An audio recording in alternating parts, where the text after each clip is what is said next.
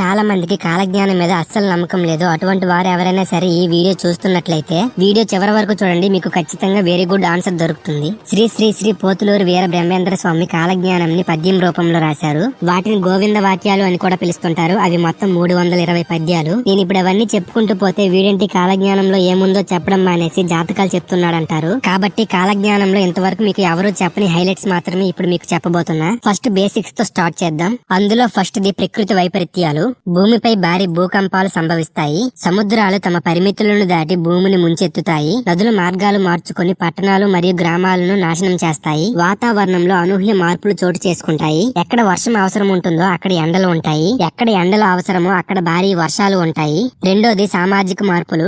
ధర్మం పూర్తిగా తగ్గిపోతుంది. ప్రజలు అహింస, సత్యం వంటి గుణాలను వదిలి స్వార్థం, ద్వేషం, ఈర్ష్య వంటి లక్షణాలు అలవర్చుకుంటారు. తల్లిదండ్రులు పిల్లల్ని వదిలేస్తారు. పిల్లలు పెద్దల్ని గౌరవించడం మానేస్తారు. రాజ్యాధికారులు ధనానికి, బలానికి ఆధారపడి ప్రజల్ని అణిచివేస్తారు. దేశాన్ని పాలించేవారు అధర్మం చేసేవారుంటారు. మూడోది ఆరోగ్యం మరియు జీవన విధానం. మనుషులు ప్రకృతి నుండి దూరమైపోతారు. దాంతో ఆరోగ్య సమస్యలు పెరుగుతాయి. కొత్త కొత్త వ్యాధులు వెలుగులోకి వస్తాయి. ప్రజలు తమ స్వస్థత కోసం కృత్రిమ పదార్థాలు ఎక్కువగా వినియోగిస్తారు. నాలుగవది ఆధ్యాత్మికత తగ్గుదల.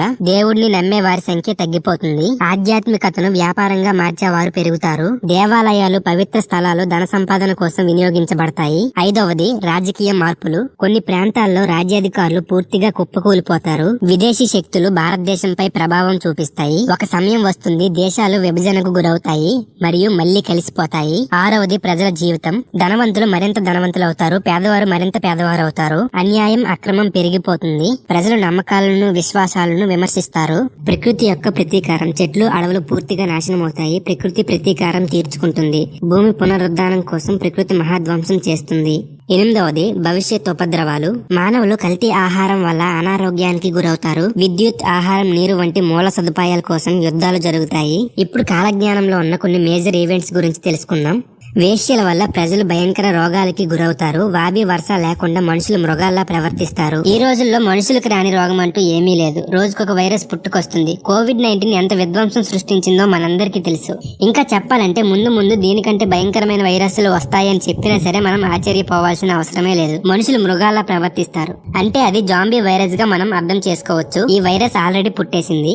రెండవది చోళ మండలం నష్టపోతుంది. చోళలు చాలా చోట్ల ఉండేవారు, కానీ వాళ్ళ ముఖ్యమైన ప్రాంతం మాత్రం తమిళనాడే. తుఫాన్లు ఎక్కడ స్టార్ట్ అయినా సరే ఎక్కువగా తమిళనాడు తీరాన్నే తాకుతుంటాయి. ఈ కారణంగా ఇతర రాష్ట్రాలతో పోలిస్తే తమిళనాడు వరదలతో ఎక్కువగా నష్టపోతుంది. వీటిని మనం వార్తల్లో కూడా చూస్తుంటాం. మూడవది కాశీపట్న దేవాలయం 40 రోజులు పాడవుతుంది అని కాలజ్ఞానంలో రాశారు. బ్రహ్మం గారు చెప్పినట్టుగానే 1910-12 మధ్యలో గంగా నదికి తీవ్రంగా వరదలు వచ్చాయి. ఆ సమయంలో అక్కడ కలరా వ్యాపించింది. దాని కారణంగా కాశీ పుణ్యక్షేత్రాన్ని కొన్ని రోజుల పాటు మూసేశారు. నాలుగవది ఒక అంబ 16 సంవత్సరాలు రాజ్యమేలుతుంది. ఇది కూడా జరిగింది. ఇందిరాగాంధీ గారు 1966 జనవరి 24 నుంచి 1977 మార్చి 24 వరకు ఇండియాకి ప్రైమ్ మినిస్టర్ గా ఉన్నారు. రెండోసారి 1980 జనవరి 14 నుంచి అక్టోబర్ 31, 1984 వరకు ప్రైమ్ మినిస్టర్ గా ఉన్నారు. మొత్తం కలిపితే 15 సంవత్సరాల 350 రోజులు, ఆల్మోస్ట్ 16 ఇయర్స్ ఇందిరాగాంధీ గారు ఇండియాకి ప్రైమ్ మినిస్టర్ గా ఉన్నారు.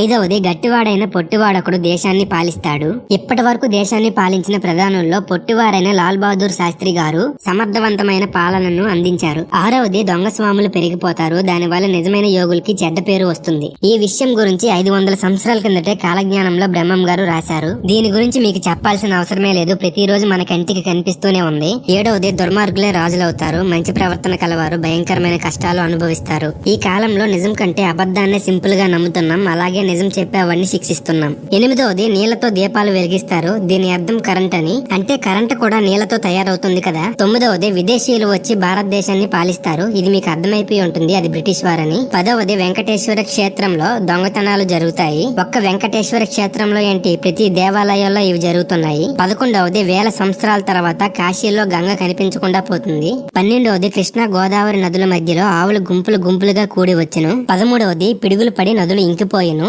మేబీ ఇది ఒక యాస్ట్రాయిడ్ కావచ్చు. మనం ప్రతి సంవత్సరంలో ఒక్కసారైనా భూమిని ఏదో ఒక యాస్ట్రాయిడ్ ఢీ కొట్టబోతుందని న్యూస్ లో వింటూనే ఉన్నాం. మేబీ అది ఏదో ఒక రోజు జరిగి భూమి మీద ఉన్న నదులు ఇంకిపోవచ్చు.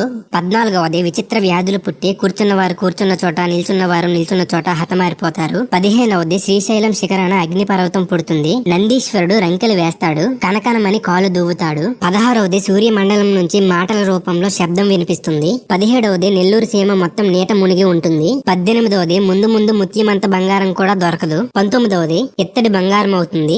20వది ఆకాశంలో రాతులు నడుస్తాయి, ఆకాశంలో ప్రత్యేక జ్యోతులు వెలిగిస్తాయి. వీటి అర్థం ఏంటి అని ChatGPTని అడిగినప్పుడు వాటి ఆన్సర్ ఇలా వచ్చింది. ఇది కాలజ్ఞానంలో చెప్పబడిన వాక్యం ప్రకారం ఆకాశంలో నడిచే ప్రత్యేక జ్యోతులు UFO అని స్పెక్యులేటివ్ గా చెప్తారు. స్పెక్యులేటివ్ అంటే ఊహాజనిత. ఇంకా ఆకాశంలో రాతులు నడుస్తాయంటే ఫ్యూచరిస్టిక్ విమానం లేదా అన్నోన్ వెహికల్స్ గురించి అని స్పెక్యులేటివ్ చేస్తారు. అంటే ఇది ఏలియన్స్ గురించి అని మనం అర్థం చేసుకోవచ్చు. ఇప్పుడు కాలజ్ఞానంలో ఉన్న కొన్ని విషయాలు పర్టికులర్ గా ఈ సమయంలో జరుగుతాయని రాశారు. అవేంటో ఇప్పుడు డేట్స్ తో సహా తెలుసుకుందాం. అందులో 1వది 2037 నుంచి 2038, కాలముక్తి 2038 నుంచి 2039, ఇంకా రౌద్ర 2040 నుంచి 2041. ఈ సంవత్సరంలో కొన్ని కోట్ల మంది హతమారుతారని రాసి ఉంది. 2వది క్రీస్తు శకం 2040, గంగా నదిలో 40 రోజుల పాటు నీరు ఉండదు. 3వది 2041 ఫిబ్రవరి 15, 16న ఒక్కసారిగా 7 కోట్ల మంది పోతారు. 4వది 2044 నవంబర్ 26, 27న చెన్నపట్నంలో 7 ఏళ్ల బ్రాహ్మణ ఆడపిల్లకి 4 చేతులు 3 కాళ్ళు తల మీద ఒక కొమ్ముతో మగబిడ్డ పుట్టి 22 రోజుల తర్వాత శ్రీ శ్రీ శ్రీ వీరభోగ వసంతరాయల వారికి కలిపురుషుడికి మధ్య జరగబోయే మహాయుద్ధం గురించి చెప్పి 23వ రోజు జీవం కోల్పోతాడు. ఈ యుద్ధం 2045 జనవరి 19 నుంచి 2045 ఫిబ్రవరి 16 మధ్య స్టార్ట్ అవుతుంది. 5వది 2039 మే 24 నుంచి 2039 జూన్ 21 మధ్యలో వచ్చే రోజుల్లో పెద్ద భూకంపం వస్తుంది. 6వది 2035 మార్చి 15న శ్రీ శ్రీ శ్రీ వీరభోగ వసంతరాయల వారు విశ్వరూపం చూపిస్తారు. ఇలాంటివి డేట్స్ తో సహా పార్ట్ 1 వీడియోలో చాలా చెప్పాను. ఆ వీడియో ఎవరైనా చూడకపోతే డిస్క్రిప్షన్ లో లింక్ ఇస్తాను, ఒకసారి వెళ్ళి చెక్ చేయండి. అయితే బ్రహ్మం గారు 2024లో కూడా కొన్ని విషయాలు జరుగుతాయని చెప్పారు. అవి పార్ట్ 1 వీడియోలో చెప్పాను. అవి 2024లో జరిగాయా లేదా తెలుసుకుందాం. 1వది సౌత్ ఇండియాలో ప్రకృతి వైపరీత్యాలు జరుగుతాయి. ఇది జరిగిందని నాకు అనిపిస్తుంది. 2024లో సౌత్ ఇండియా వరదల వల్ల ఎంత సఫర్ అయిందో మన 2 కళ్ళతో చూసాం. 2వది ఆకాశంలో కొత్త నక్షత్రం కనిపిస్తుంది. ఇది కూడా జరిగింది. డిసెంబర్ 17, 2024 ఒక బైనరీ స్టార్ ని కనిపెట్టారు. ఇది భూమి నుంచి కూడా కనిపిస్తుంది. ఇవే 2024లో జరిగినవి. ఇంకా జరగనివి కూడా ఉన్నాయి. అలా అని అవి జరగవు అని కూడా చెప్పలేం. ముందున్న రోజుల్లో అవి జరగొచ్చేమో. మీకు వీడియో స్టార్టింగ్ లో చెప్పినట్టు కాలజ్ఞానం గురించి నమ్మని వారికి వీడియో చివరి వరకు చూస్తే గుడ్ ఆన్సర్ దొరుకుతుంది అని చెప్పాను కదా. అదేంటంటే ఇంతవరకు కాలజ్ఞానంలో చెప్పినవి కొన్ని జరిగాయి, మరికొన్ని జరగలేదు. అలా అని అవి జరగవని కూడా కాదు. ఎగ్జాంపుల్ గా నిన్నే తీసుకో. నువ్వు గుడికి వెళ్ళినప్పుడు స్వామి నాకు ఈ కోరికలు ఉన్నాయి, దయచేసి వాటిని నెరవేర్చు అని దేవుడిని అడుగుతావు. కొన్ని రోజులకి నువ్వు దేవుడిని అడిగిన కొన్ని కోరికలు నెరవేరాయి. వెంటనే నువ్వు దేవుడికి కృతజ్ఞతలు చెప్పుకుంటావు. అలాగే మిగతా కోరికలు కూడా నెరవేరుతాయి, కానీ కొంచెం లేట్ గా నెరవేరుతాయని నమ్ముతావు కదా. అలాగే కాలజ్ఞానంలో ఉన్నవి కూడా కొన్ని చెప్పినవి జరిగాయి, మిగతావి కూడా జరగవచ్చు అని నమ్మాలి కదా. అసలు ఒకటి కూడా జరగకపోతే మనం డౌట్ పడాలి.